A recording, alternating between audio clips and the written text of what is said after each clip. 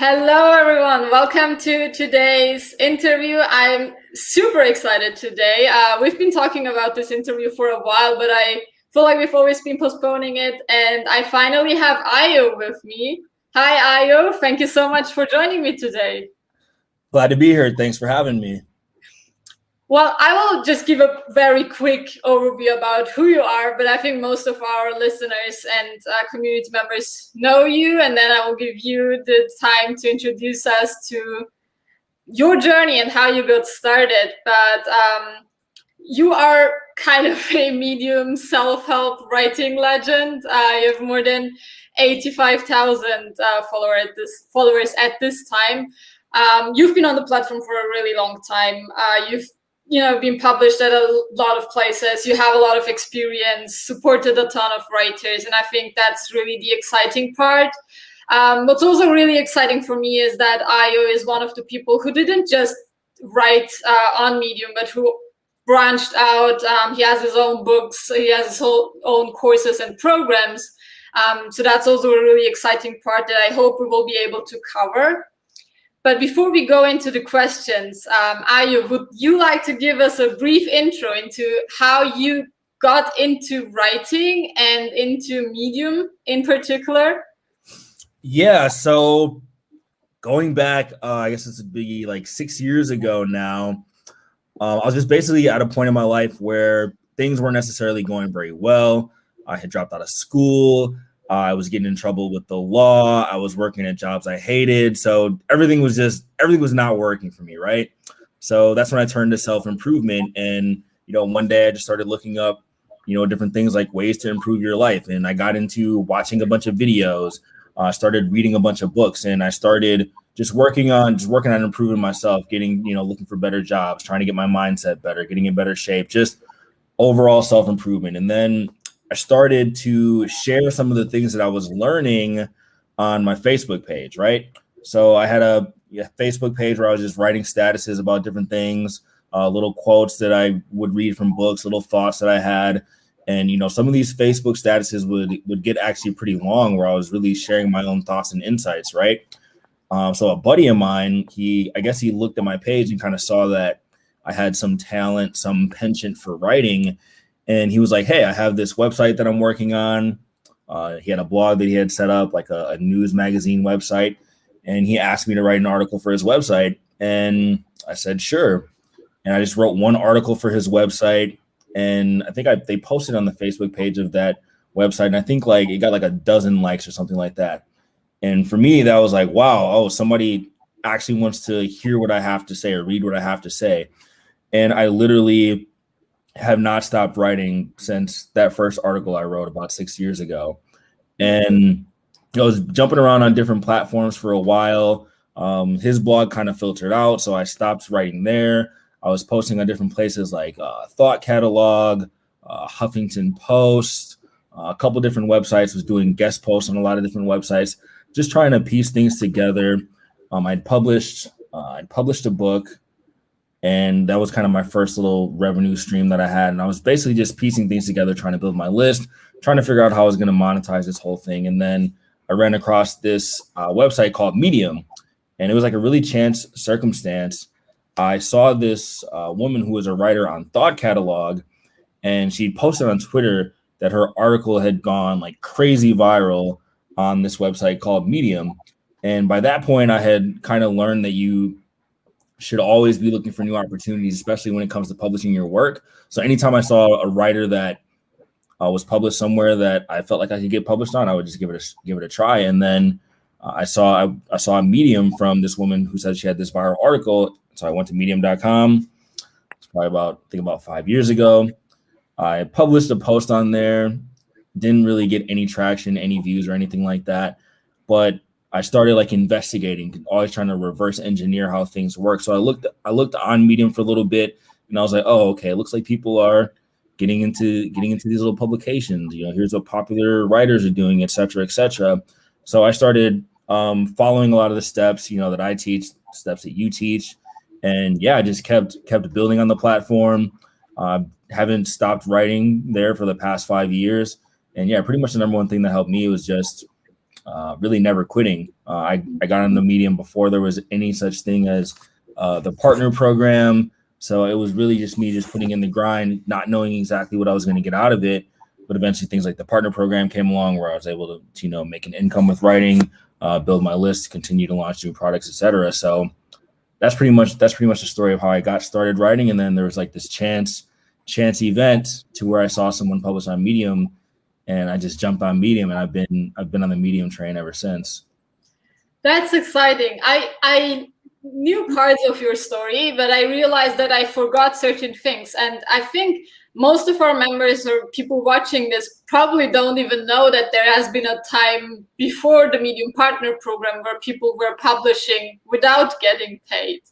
I'm glad you mentioned that, because a lot of people see, people who have been on the platform for a long time, and they think that it has been so easy for them, which, there are different things that might be true and not be true. But if you go back 5 years in time, and you've joined Medium 5 years ago, it was way more challenging, I believe, to stay motivated, because a lot of people today join because they know there is an earning potential. And you've been one of the people who join and have been consistent without knowing that there's going to be a earning potential at all.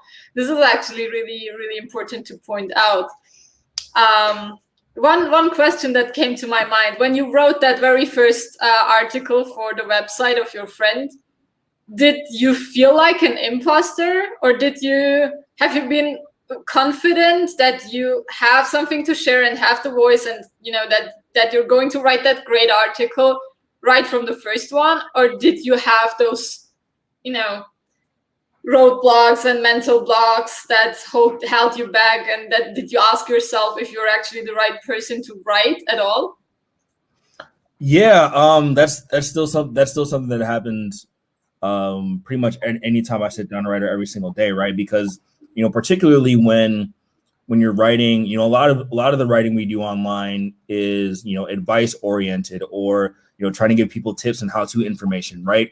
And on the one hand, you do believe in the insights you have, and you do know that you have valuable opinions to share. But then on the other hand, there's a little bit of that imposter syndrome thing where if you're writing self-improvement advice, you feel like you have to be 100% making sure you're on top of those own things in your own life, instead of just like preaching it and not doing it, right? And it's kind of like that chicken and egg scenario where like you're teaching and you're learning at the same time. And you're like a couple steps ahead of your audience, but you also kind of borrowed ideas and synthesized things from other people. So it's kind of this like just loop of information that you go through. And the one thing that's been helpful for me is just understanding that, a lot of the times when you're writing, especially when you're giving advice, a lot of it are things that I'm writing for myself, things that I've been working on myself, things that I'm trying to remind myself of. And you just look at it as a process of sharing and learning. So like for those of you who are new and you're struggling, feeling like, why do I have the authority to say X, Y, and Z? Just understand that you're sharing with other people, right? You're taking insights and then you weave little wrinkles of your own life and your own perspective into it. So you don't have to be perfect, but yeah, you should be working on the things that you're telling other people about while you're doing that writing. And just because you're not 100% living up to every single standard or thing you put out in your writing doesn't make it less valuable, and goes back to the idea of writing a lot of it for yourself. So you don't have to come out and say, hey, I'm this magical expert in this field. You could say, hey, I've learned this, I've done this. Here's what you can learn from the combination of what I've learned and what I've done, and then share it with other people. And then over time, you definitely build a lot more credibility, a lot more belief in yourself. And that idea that, you're a fraud or imposter, that tends to decrease. And with anything you're trying to learn to get better at, your self-doubt about yourself is pretty much correlated with how often you do the tasks that is causing that self-doubt, right? So a lot of people don't want to hear this advice, especially when it comes to writing, that everyone says, oh, I have self-doubt about writing, I don't know that I'm good enough. thinking. I'm like, you are never going to learn how to become a good writer. You're never going to feel like you're a good writer, and you're never going to get over that doubt about your writing without actually doing it. And that's something that a lot of people, they know deep down, but they don't want to hear. And it's like, yeah, there's never going to be this magical moment where you feel like you're ready to leap. That's why you haven't gotten started in the first place, because you don't feel like you're ready. But you just have to. There's no piece of advice that you can give someone that replaces that tiny gap between like your thoughts and your actions, where you actually have to sit down and do what you want to do. Yeah, I couldn't agree more, and I'm so grateful that you're sharing the honest truth, because I think that's the truth for all of us who have been doing this for a while. And it's just, when I think back of myself, it was just so refreshing to see that it was also the reality for people who are way ahead of me. So thank you for sharing it so openly. One question that came to my mind now is, do you feel like you are you still experimenting a lot? Or do you feel like you're at a place where you now know what you're doing every single time you sit down from a technical writing perspective? Not in the trust of yourself, but generally, do you feel like there is ever actually a time when you think you are a great writer and now you can just repeat the same thing over and over again? Yeah, I think that over like practicing so much has gotten to the point where I can pretty much sit down, open a blank document. I don't need an outline, don't need to think about what I'm going to say beforehand, and I could just let it all loose and write whatever I want, and things come out pretty polished. Like right now, usually I'll write a piece from start to finish, anywhere between an hour to 2 hours, and that's just sitting down there and letting it come from my head, and I'm able to spit out pretty polished prose at this point. But it wasn't always like that beforehand.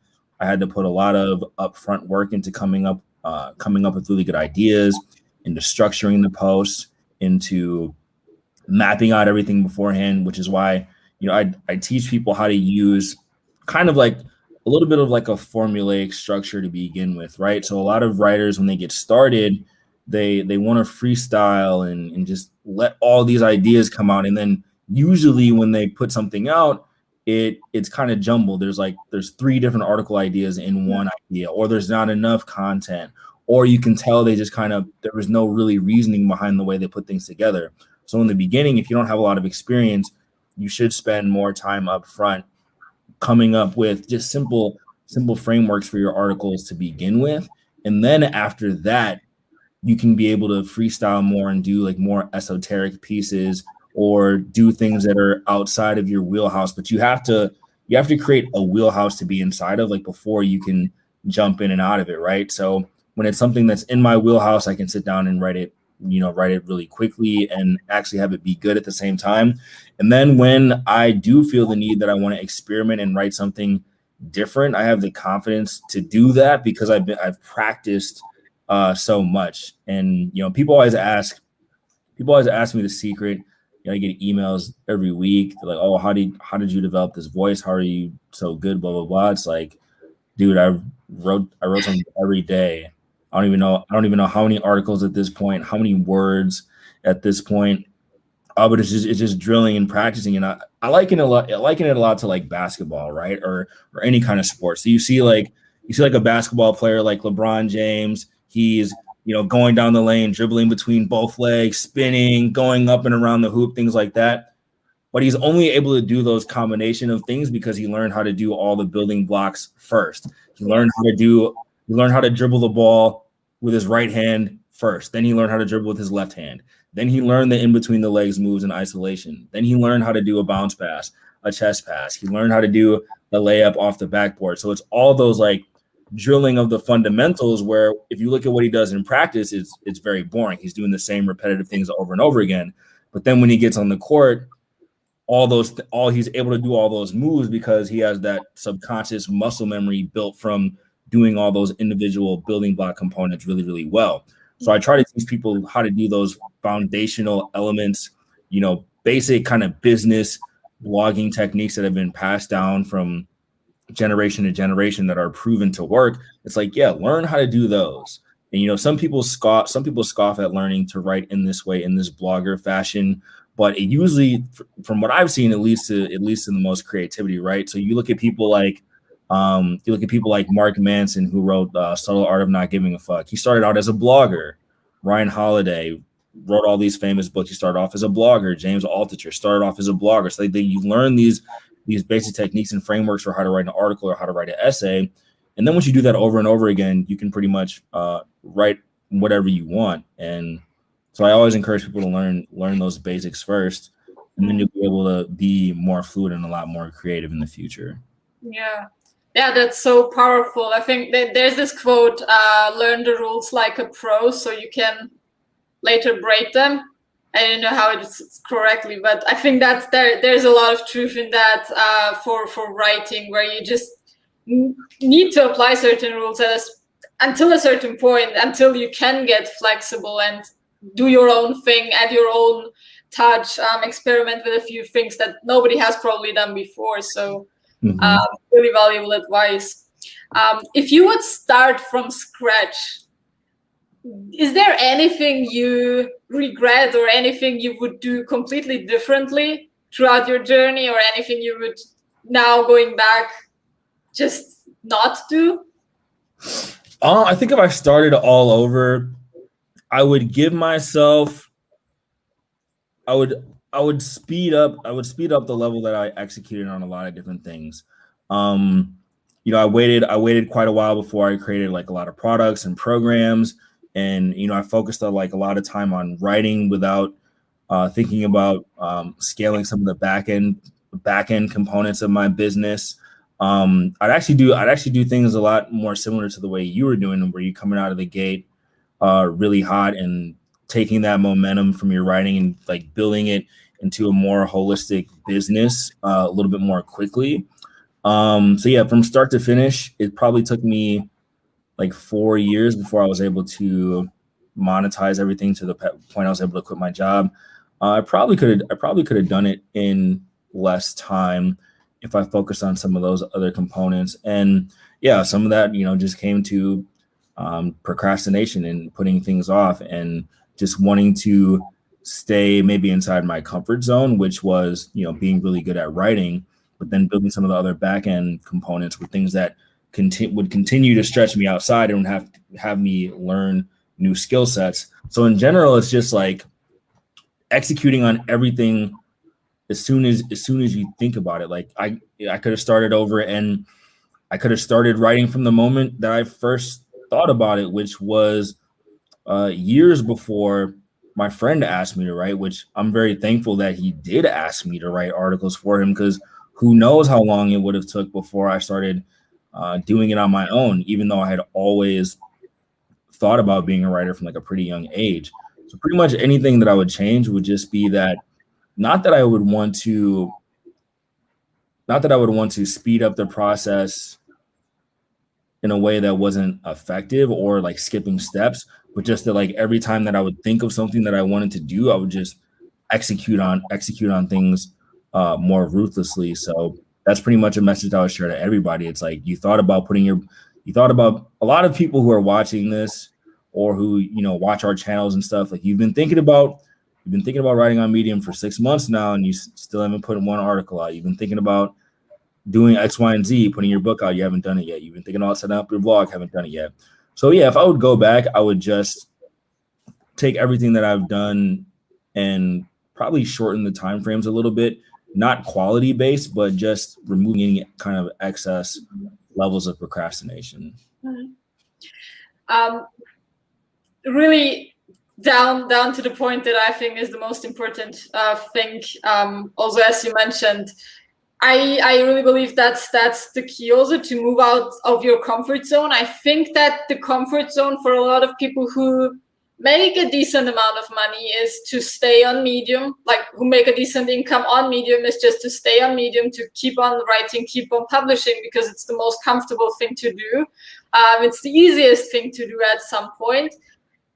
To get practical, my personal advice in terms of moving as soon as you think about it would be an email list, and to really build a reliable and genuine relationship with those who subscribe to your list by regularly showing up, giving value in your emails, also adding a bit of personality and giving your personal touch to your emails so that people really trust you. That when you launch your book, when you launch your product, when you have a new platform and you want to get an audience there, that your people really are happy for you, that they want your products, your services. That would be my tip in terms of, moving quickly and not wasting time. Do you have any other specifics that would come to your mind at this point? Yeah. Well, like the thing that you mentioned about the email list is important, because like I wrote for like probably like a year without really keeping an email list at all. I was just publishing articles. So yeah, get your email list going right away. And another thing would be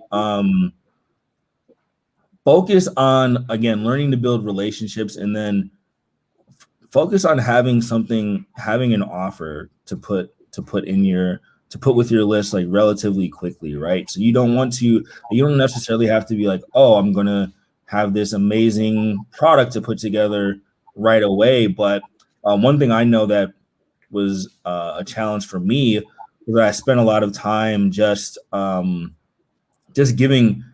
of sharing stuff with my email list, giving value, which is what you're supposed to do. But I wasn't really putting anything out. I wasn't really selling anything. I wasn't really adding any components to the back end, that I probably could have much earlier.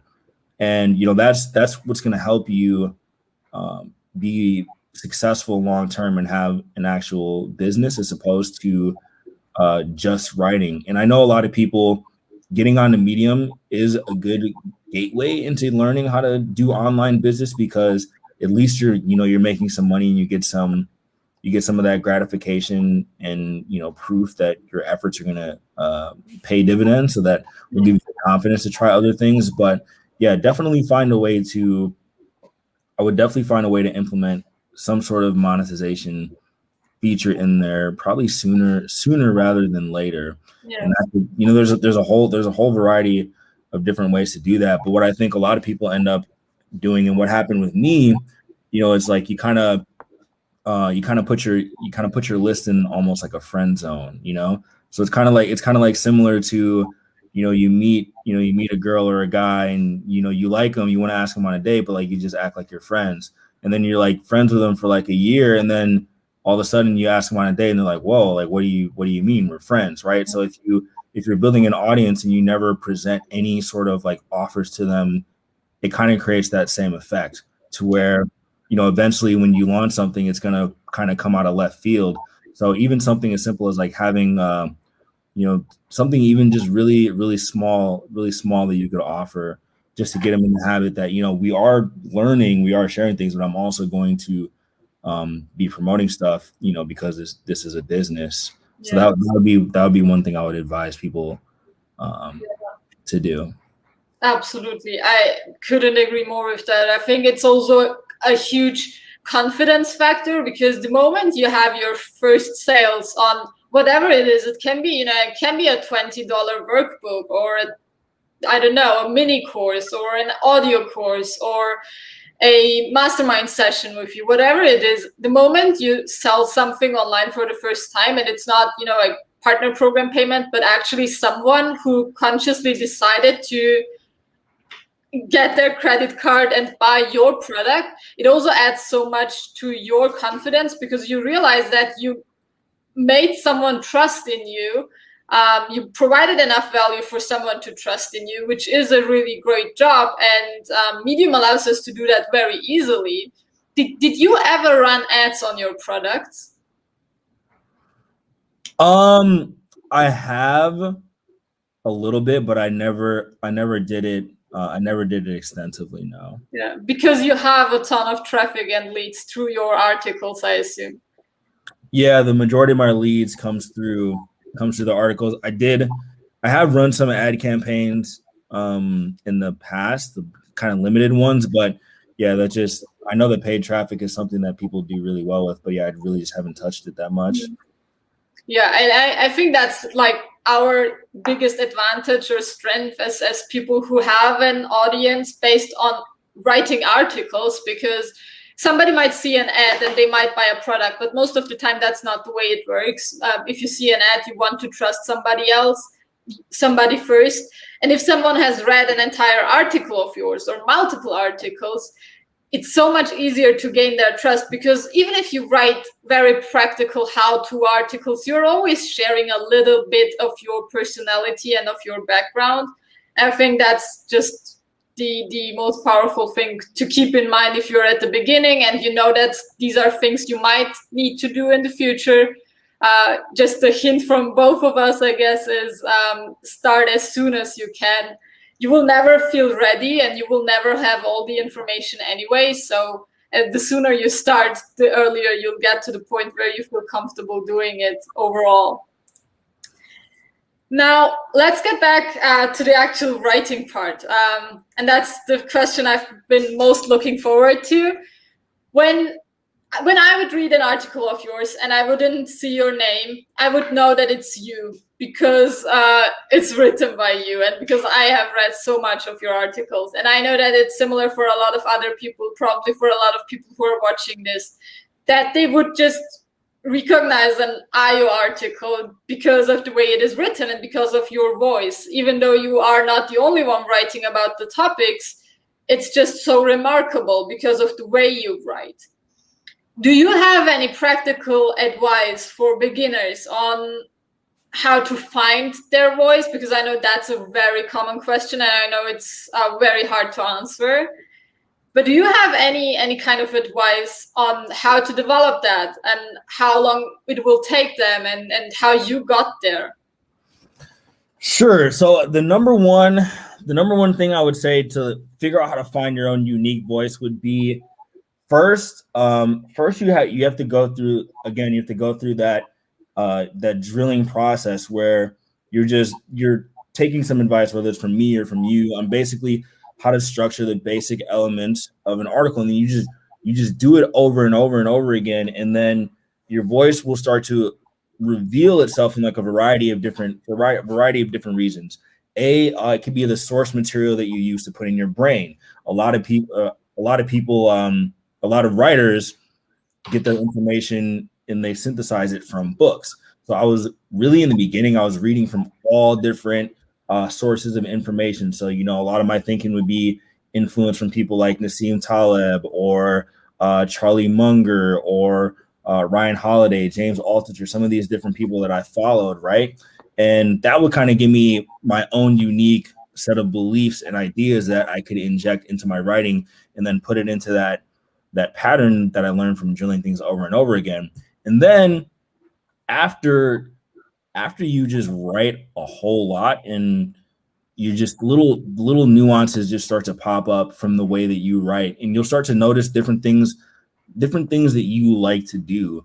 And over time, you just learn to inject more of your personality into your writing. And I think that's really the key, is figuring out how to inject more of your personality into your writing. So there are a lot of different writers who learned kind of under the same teacher as me. So there's this guy named John Morrow, and he has a bunch of blogging courses and stuff like that. And I know a lot of people who kind of came up learning from him who became kind of popular writers. So that we both learn underneath kind of the same tree, but our styles are like totally different. So for example, there's this guy, Benjamin Hardy, who learned how to write from John Morrow, just like I did. But if you look at Ben's style, he's very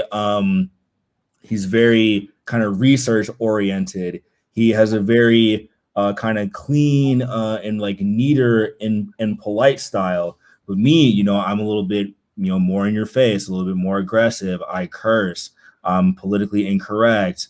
I like to sometimes insert little pieces of humor, sometimes dark humor into my work, and that's just stuff that happened after just injecting more of my personality into my work. And you just got to figure out what makes you valuable and what makes you special. And it's really hard to describe how you get there other than actually going through the writing. But the best way I could maybe describe it is by figuring out what happened with me. So when I was learning how to write, eventually I just kind of stumbled on an angle that I wanted to use. And so that's all about, that's how marketing and positioning works, right? You have to figure out what makes you different and what kind of position you can take on something that's been covered a lot. So for me, my number one position, an angle that started to reveal itself over time, was that I just noticed a lot of writers were just writing basically like fluffy bullshit. They were pulling punches. They were saying things they didn't really mean. They weren't being honest. They were making a lot of the steps in self-improvement seem a lot more easier and lighthearted than they may seem. So for me, I kind of just stumbled upon this brutal honesty method of writing, to where I would try to remove any excess, and I would try to say whatever I believed and what I thought, like exactly as I thought it and believed it. And then another technique I kind of learned over time was I really try to figure out like what people literally say to themselves in their mind, and I try to like write exactly those same things. So I learned that from a variety of ways. I would look at comments people would make on articles. I would brainstorm out, potential things that were going on inside of people's minds, looking into my own mind, lots of journaling, different things like that. And then I just pared it down more and more to the style I have now, which is very, very direct, right? And then, but that's just because that's kind of the way that I look at the world, and that's kind of the way that I communicate in my real life. Period. I don't really like to mince words with people, and that just kind of came out. And if you look at other people, like the way that their personality is, it infuses themselves into their writing. Like, so with yours, you're a very high energy person. You're also a little bit like me in that you're straight to the point in telling people exactly what they need to do. You're very systems oriented, and you have a way of breaking things down, because you see something that you want to do, how to reverse engineer it and just lay down that blueprint. And that's where your personality comes from. And but you look at other people, I think you interviewed Sean Kernan a while back. Totally different style, where like he is a funny guy. He loves humor. He is really deep into storytelling, and it would be unnatural. It would be unnatural for him to try to write like me, and it would be unnatural for me to try to write like him. But at the same time, I can also learn something from him, and he can also learn something from me. So what I do is I look at pieces, I look at the way other people write, and I try to see which parts of it, that I can mold into mine. So I would experiment with different styles and the way people wrote. In the beginning, to be honest, it was a lot of like really kind of emulating other styles of writers that I looked up to, and deciding, what worked for me and what didn't. And I just kind of stumbled upon the way that I write now. But yeah, again, it's kind of the boring, unsexy answer. It's just like you got to write a hell of a lot to figure out what makes you you and what makes you stand out. But that's pretty much the only things that you can use to stand out, or that people can't copy, is like no one can have your own DNA. No one's brain works the same way as yours. No one has a specific worldview as yours. No one has a similar life experiences as yours. Like, for example, oftentimes, in my writing, I will tell those stories about, how I went to jail, or how I used to sell drugs, or how I used to drink and smoke weed all the time, and how I used to work dead end jobs. So, like, I took elements of my story in that other people couldn't copy and put them in there, and those things shape my perspective.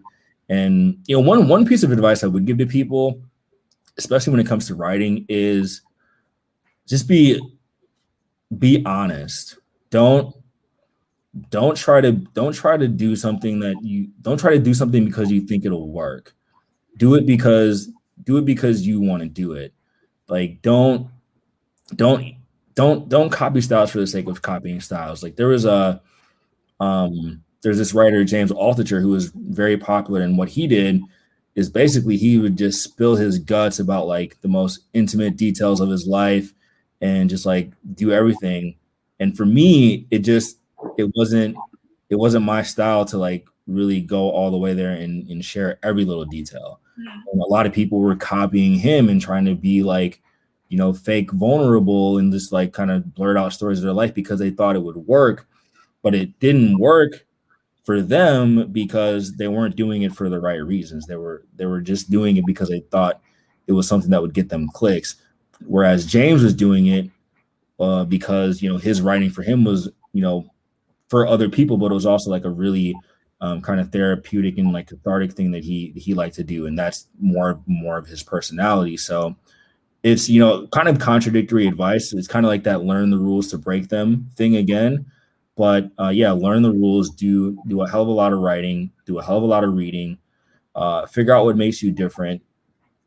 Be be willing to be willing to take certain stances on things you believe in. Like one thing that I think is huge for writers, especially in 2021, is don't be afraid to say something because you think it's politically incorrect, because you think you'll get canceled, because you think that certain people won't agree with you. Like usually those are the ones some of the articles that I've done that are gotten the most views are the ones where half the people really love them and where half the people hated them. So don't be afraid to go there either. Yeah, that's powerful. And I think that's what a lot of people are afraid of at the beginning, because you don't want the negative comments, but if you want an audience, negative comments are inevitable, I'd say, because you cannot please everyone. You cannot write in a way that everybody likes. You cannot have an opinion, or you cannot even have tips that are applicable or relevant or well accepted by everyone. So the moment you reach a lot of people, you will also reach a lot of people who disagree. Yeah, for those of you who are new writers, let me go ahead and burst your bubble right now and be very very clear with you. If you're worried about negative comments and the like, if you grow your writing to a certain extent, you will get negative comments. You will have people telling you that you are stupid. You will have people making personal character attacks on you. You will have people tell you that you suck. You will have people call you names. It is just part of it. And really, what I would tell you is that after a while, negative comments don't really bother you that much. In the beginning, when you get a negative comment, it's like, oh, your heart sinks and it feels terrible. But then what you have to understand is like if you don't believe in what their comment says, then you really shouldn't take it that personally and be that upset with it. So after a while, you just realize people are, you know, people who leave. I have an opinion on people who tend to leave negative comments on stuff. Like they're not usually the most successful, happy people in the world, you know. Like I've read books that I didn't like, but I would never like go out of my way to write a 1-star review on Amazon and like shit all over it because it's not worth the time. Yeah, I'm not a loser. Yeah, I wouldn't do that, right? So yeah, I wouldn't worry about that. But yeah, it will happen. You definitely will get negative comments. Yeah, there are a lot of people who have a lot of time and who are not creating, who are just consuming, and they have a ton of time to leave really long and really nasty comments. And that's probably not the reality of those of you who are watching this, because you're obviously interested in learning and improving yourself and your writing and creating something. But this is a very small percentage of people in the world in general, and there's a lot of people who have a ton of time, a ton of energy, a ton of anger, and who will use your articles and your content to kind of put that anger and negativity into the world. So sad but true, I think. Well, I have one more question that's writing related, and after that we will have a look at your questions in the comments box. So if you have any questions, if there's anything you always wanted to ask Ayo, feel free to drop them in the comments box now, and we will go through the comments and the questions in a minute. And before we get there, Also very difficult question, I think. But what do you think is the difference between an average story and a story that turns a reader into a real fan of yours? I think you have to find a way to evoke some sort of emotion, and you have to find a way to make the reader see something in themselves or something related to their life in your story, like even if you're not directly talking to them, right? So a lot of people would say something like, oh, I want to write stories about myself and about my life. And it's like, okay, there's a way to do that works, and there's a way to do that doesn't work, right? So the way that doesn't work is where you just write random stories about your life without looking at the reader and thinking about what they want. You're just like, oh, okay, so I went on this trip to Kansas. I went and saw this monument. Did blah blah blah, and it's just like it just looks like kind of like a journal entry. It's not really a story, but like a good story, you could tell a story about your life, but there's certain you have to figure out how it relates to the other person, right? So I always use the example like there's this memoir, Eat, Pray, Love, where this woman she gets a divorce from her husband, and she like goes on this trip across the world, and she finds herself, blah blah blah blah blah, right? So that book is not about Elizabeth Gilbert getting a divorce and traveling the world. That book is about people who feel trapped in their domestic situations. It's a book about people who are looking for a sense of adventure. It's a book about freedom, right? So those are kind of the things that make a good story. And if you always got to make sure that your story has some cohesion. Like it goes to the arcs. So you have a lot of stories where there's narrative structures that tend to work. There's like the hero's journey.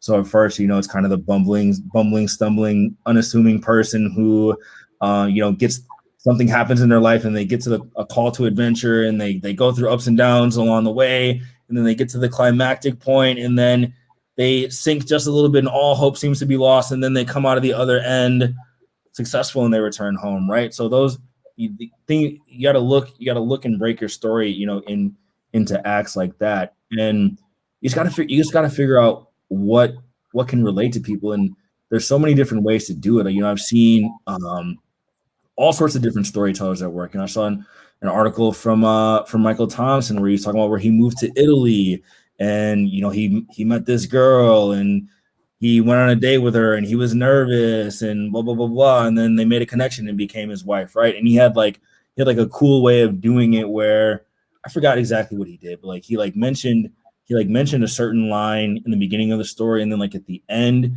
he returned to that same line, and it was kind of like the theme for the whole post. It's kind of hard to explain, but it's just you want to make sure that it has some sort of structure that makes sense, some sort of arc. Usually three parts is really good, and then you have to make sure that it connects, right? It just can't be super random. That's the number one thing I see with the stories that flop. They're just really, really, really random. It's like, what's the point? And really a good question to ask yourself when you're looking at something and try to be objective about it is, would you read your own article if it wasn't you? If you were someone else, would your article have any value? And 9 times out of 10, the stories that tend to struggle is when it's like, no, when it's kind of completely self-serving. And again, study. A lot of things that I'll do, especially with Medium, which is like a great studying tool. I'll look at popular articles and popular writers, and I'll be like, okay, why do I like this story? Why did that headline make me want to click on it? Why does this one have so many claps and this one doesn't? Why is so and so doing so well? And you're not going to know the exact answer, and there's no perfect method to figure out virality or anything like that, but you can learn certain things just from being really observant. And that's probably the number one thing that's helped me, is just being observant and stepping outside of myself, and not just being in my own mental bubble. For a lot of it's really it wasn't something I ever really struggled with.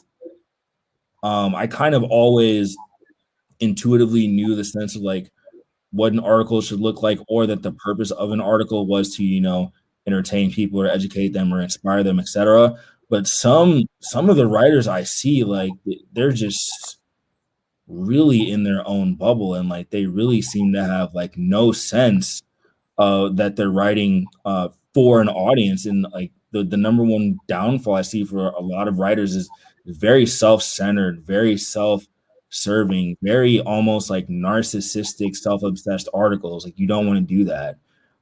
It's a huge, it seems to be a huge blind spot for a lot of writers. But yeah, that's that number one question is like, figure out if you would read your own stuff if it wasn't you. And if the answer is no, then you have something that you need to figure out.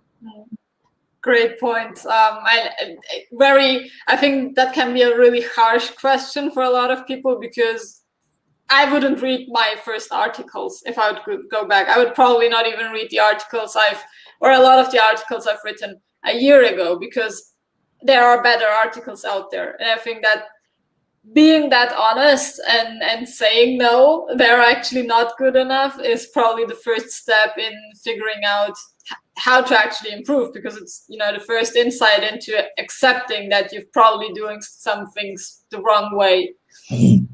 Actually, like just to interject there, it's not necessarily that you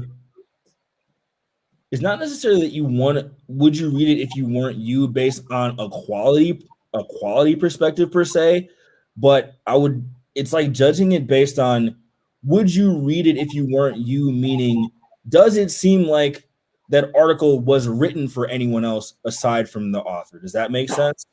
Yeah. Not necessarily that it has to be an amazing article, but I can look at a poorly written article to where I knew that they were at least making an attempt to try to write for an audience or make a point or tell a story. And then I could look at a poorly written article that also was just something that someone did to kind of like intellectually masturbate on their own life and their experiences. And there's a difference between the two. And it doesn't have anything to do with the quality of the writing per se. Does that make sense?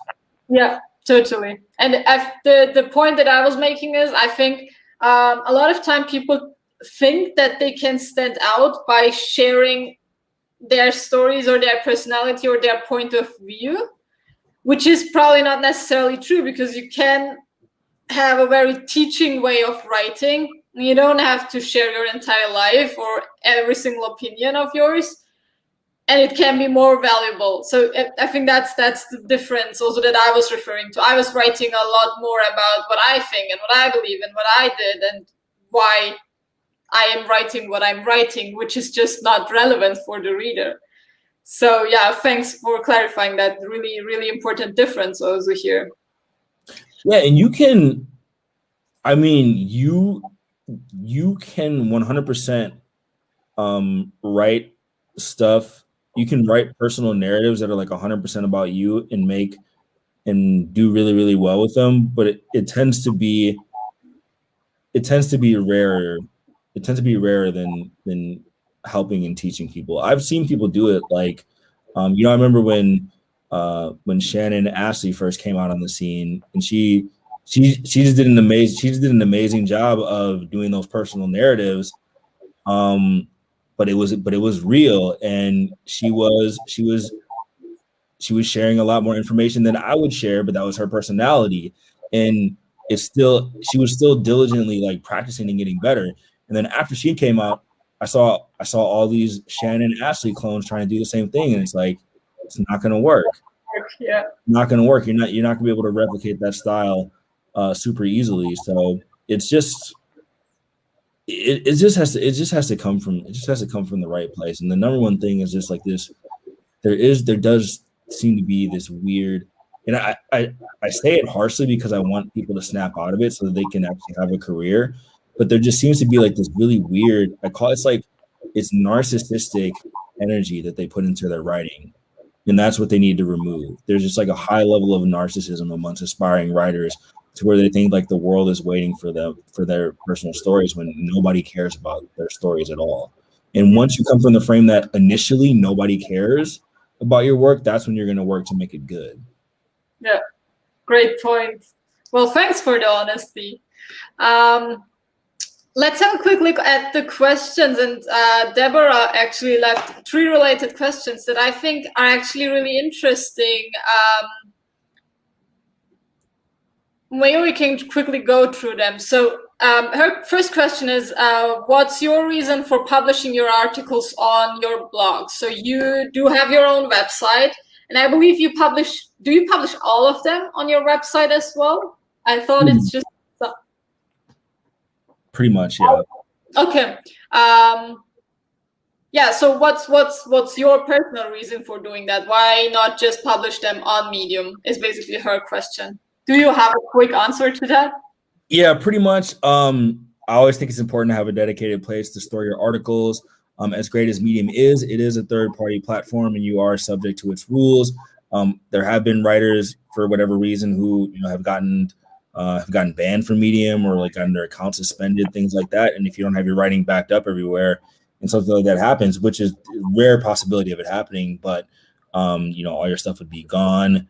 And I use my blog sometimes I use it for search engine optimization purposes, in the hope, maybe one day in the future, like I'd go really heavy into doing that and kind of making it its own thing. But yeah, I just feel like it's important to have at least just a place to back up your content. Yeah, totally agree with that. And the second question was, does publishing your articles on your own blog make it difficult to get into publications? Not at all. No, publications don't really care what you do. Yeah, and the third was, what's your opinion about having your own pub versus focusing on submitting to other publications, especially now with the changes? I think you are one of the few people who never started a pub. Is that correct? Yeah, I never started one. Maybe in retrospect, I would have. What I would say, if you want to start your own publication, is really, maybe I will start my own publication at some point. But if you're going to start your own publication, I would do a combination of like posting some in your own publication and then cycling through other ones to generate followers and traffic that you could siphon into your own. I don't think starting your own pub is a bad idea at all, but I would do it like in conjunction with getting into other publications to expose yourself to get a little bit more reach.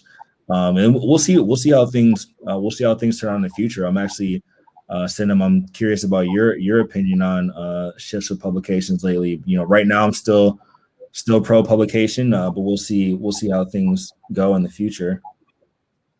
Well, I am pro publication. For me, it's also an important part of the Medium experience, because I think it makes sense to have places where at least similar topics are collected. It would just feel weird for me not to have publications. I do have hope that they will stay, but I also believe that a lot of them a lot of the big ones just made mistakes or didn't do anything to be independent. So that's probably why they will struggle now when the fundings are over, if that's going to be the case for a lot of them. Well, that's pretty much it.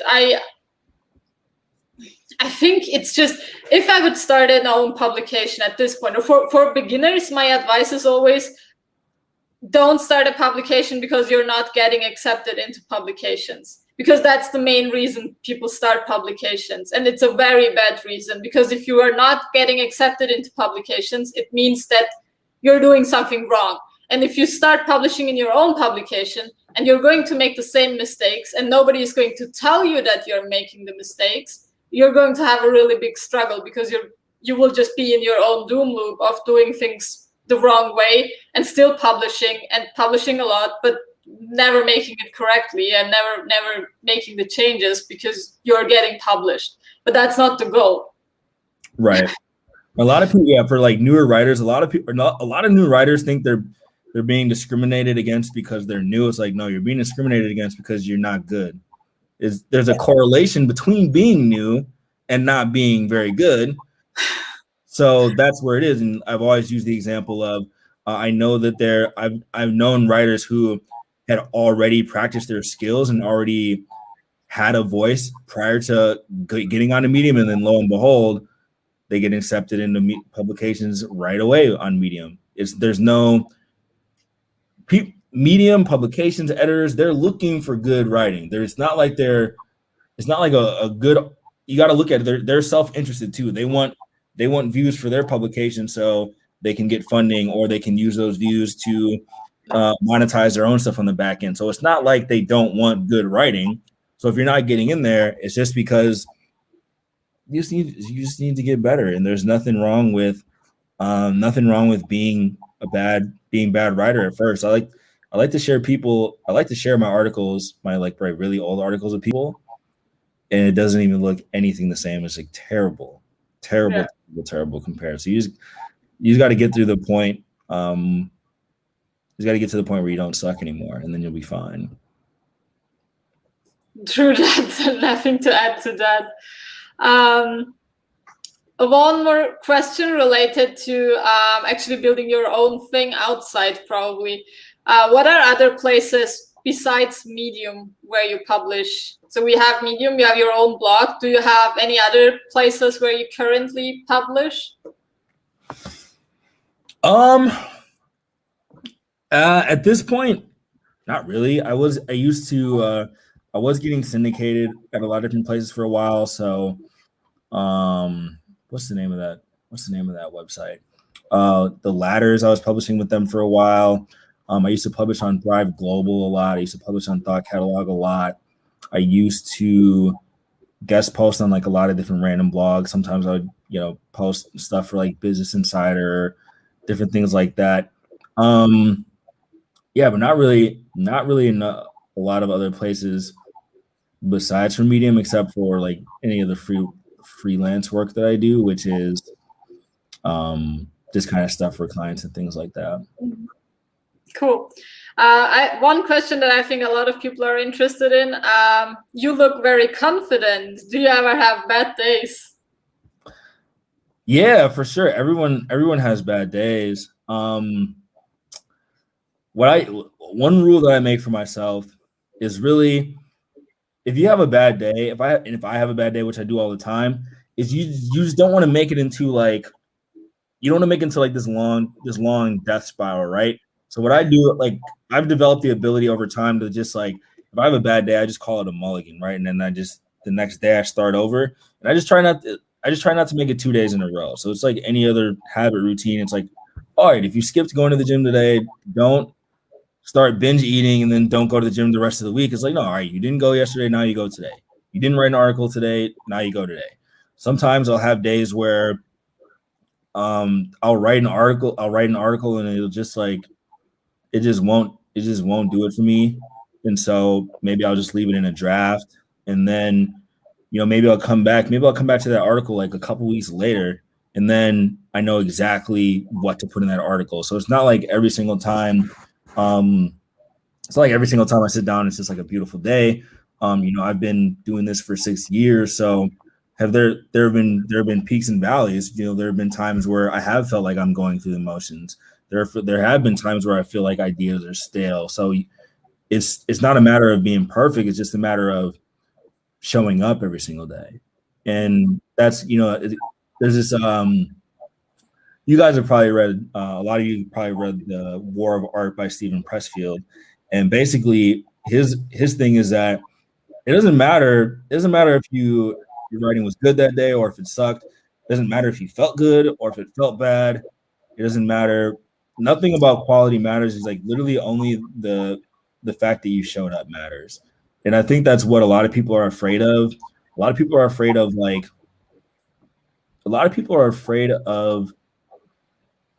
just going through the process of having bad days, and they expect it to work.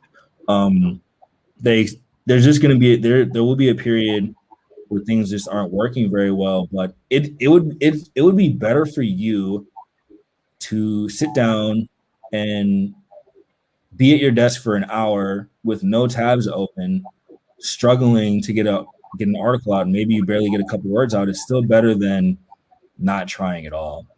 And just, pretty much basic self-improvement advice, consistency, putting together a time and a space to do your thing over and over is what leads to success. But yeah, I definitely Yeah, I definitely have bad days. I know like a lot of people, I guess from my writing and everything and my YouTube videos, the way I carry myself, like they assume I'm just like this endless productivity robot writing machine who never fails at anything, which is definitely not true.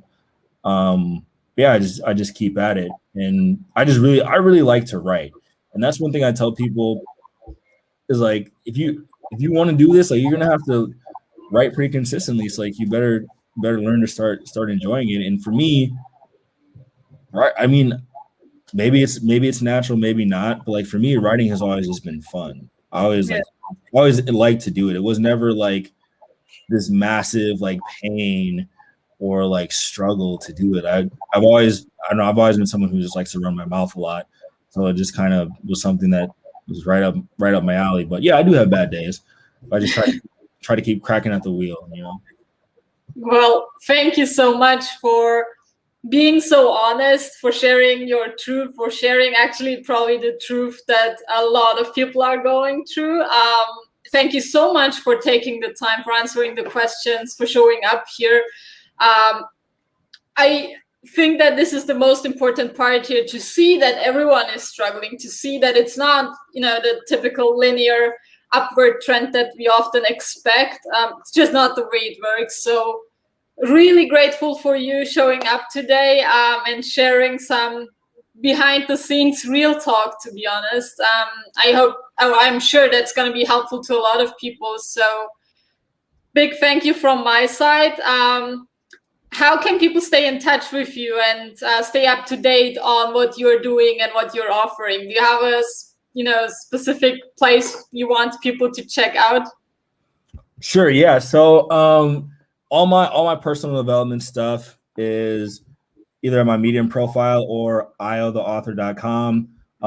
For specifically on writing advice, I have a website called iotherewriter.com. So check that out if you're looking for some advice on writing. All my social media handles are pretty much the same. Io the author on Instagram and on Twitter. Books are all on Amazon, and all that info is kind of clearly displayed across all my sites. But yeah, come find me, come reach out to me, hang out with me. Yeah, those are all my spots.